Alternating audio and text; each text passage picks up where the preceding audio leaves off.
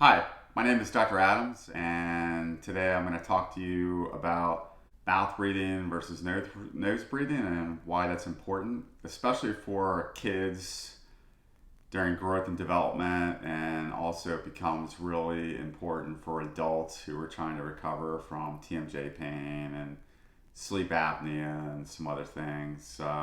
It's also really important for overall health. There's a lot of things that people just don't really understand about breathing. They're like, "Oh, what's all the buzz about breathing? I just breathe."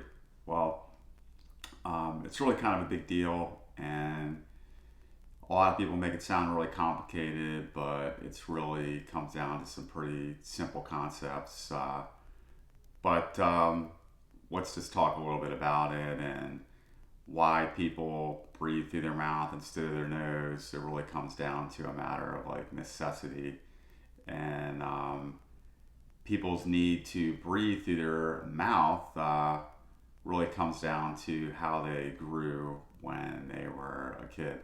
And just to give you a little bit of context, dentists normally worry about teeth, and why am I talking about this? So the context in which I'm worried about mouth breathing and nose breathing, and now we're talking about kids, is we do a lot of kids expander appliances, which will cause the mouth to grow a little bit wider and create more room for the teeth to fit.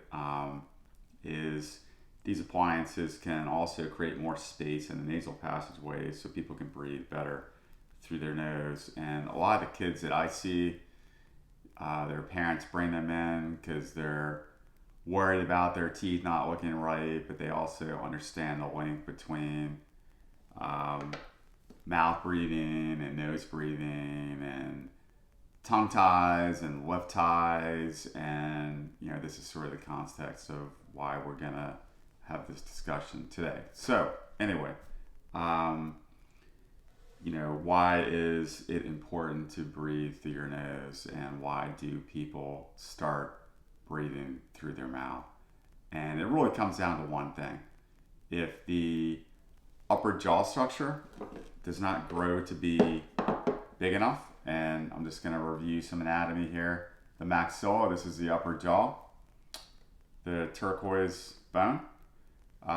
It is also the base of the nose. So if I put my finger in Skeletor's nose, you can kind of see where that same bone that's the palate, the roof of the mouth, is also the base of the nose.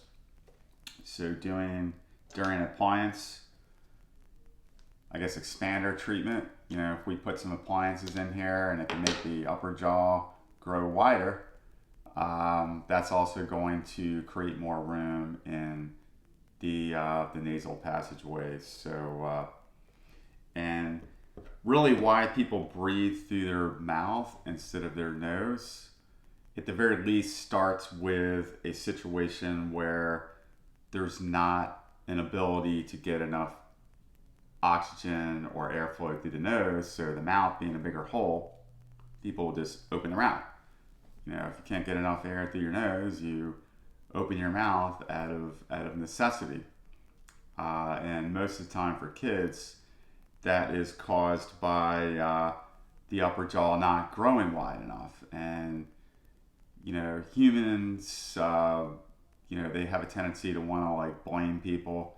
We're always looking for something to blame a problem on. So I guess to keeping in that spirit, why does the upper jaw not grow?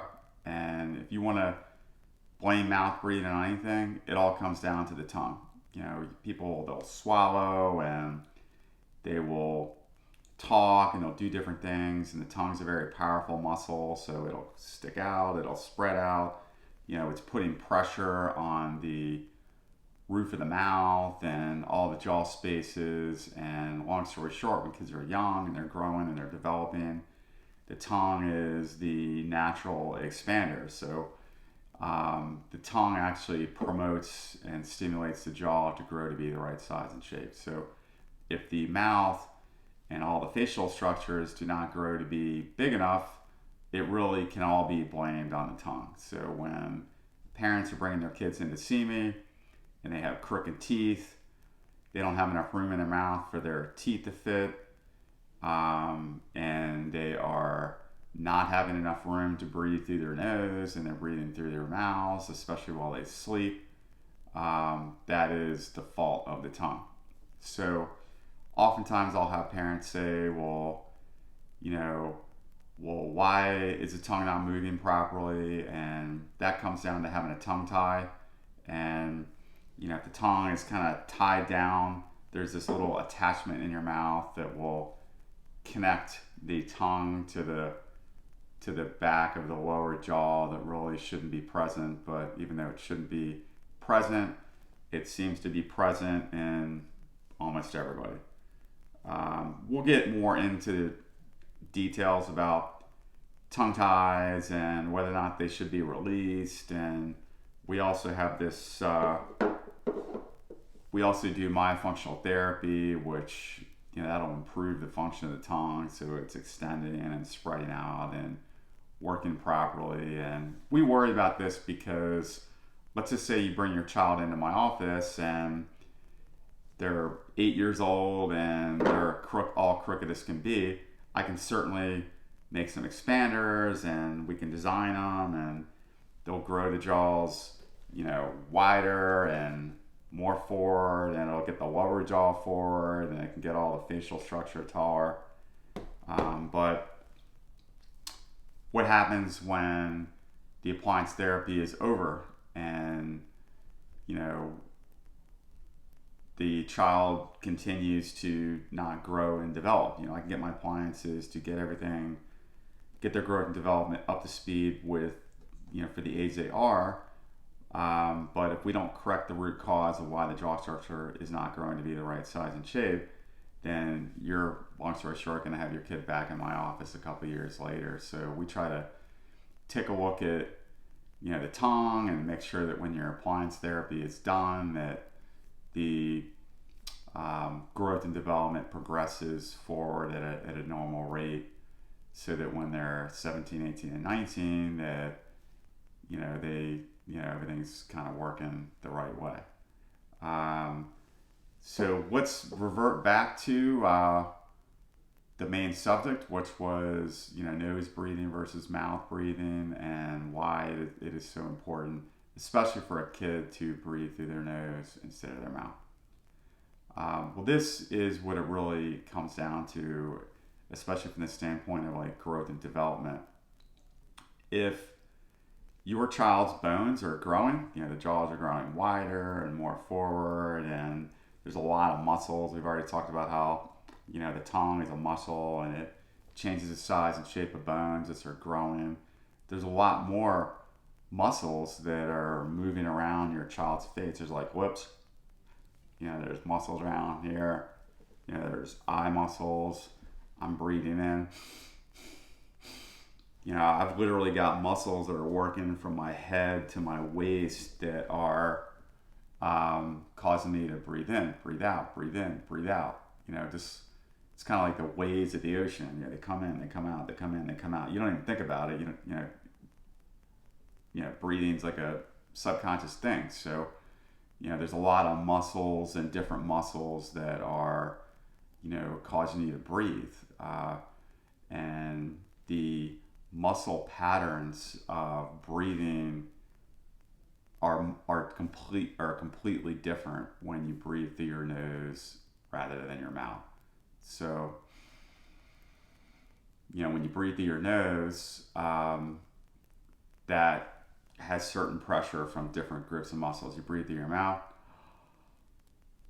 it's just different. So, if you want to make a long story short, the pressure that the muscles exert when breathing through your mouth, that pressure acts to draw your posture down.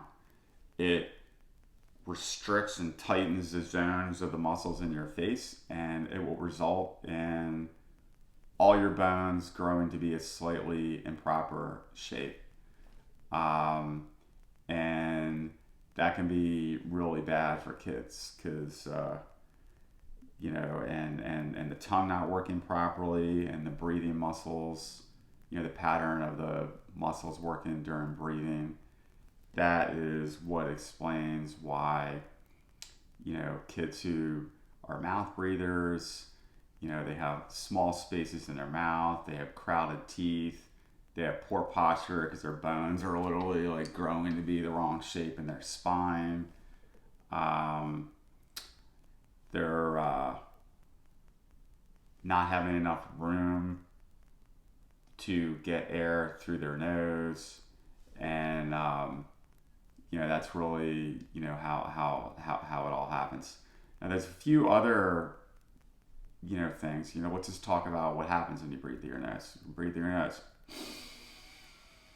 And yeah, I'm not perfect, breathing air through my nose, but I now get enough air through my nose where I can breathe, through my nose. And what my nose will do when I breathe is there's a filtration system in here. So any dust particles in the air, any bacteria, any viruses, they're going to be filtered out. The other thing that my nasal passageways and sinuses will do is they will warm up the air.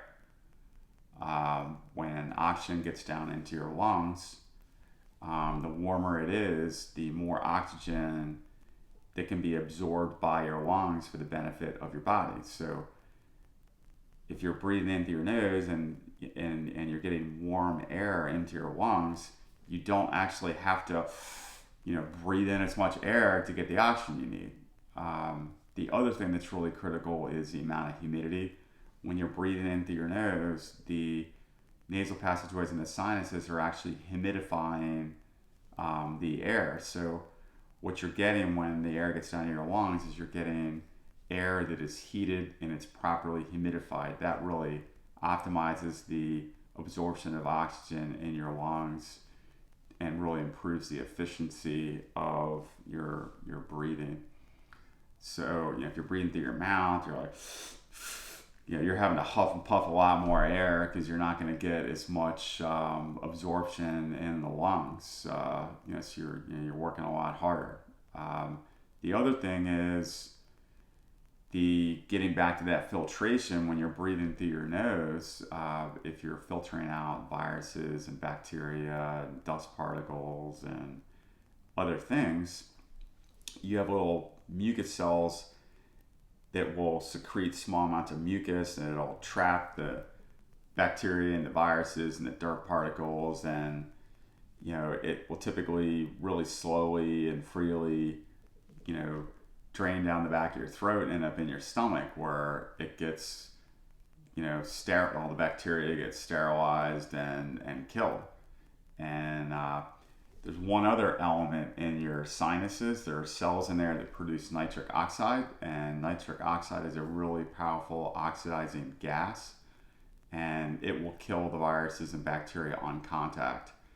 So, of course, you know what I'm getting ready to tell you. If you breathe in through your mouth, you're basically just breathing dirty air straight into your lungs, and you're just filling your lungs up with like garbage. That would be like running your air conditioner system in your house without a filter. That's just not really going to work very well. So anyway, I think you fully understand now how breathing through your nose positively impacts growth and development for kids, and there sure are a lot of health benefits from getting oxygen through your nose and having it be filtered properly, humidified, and heated for better oxygen exchange.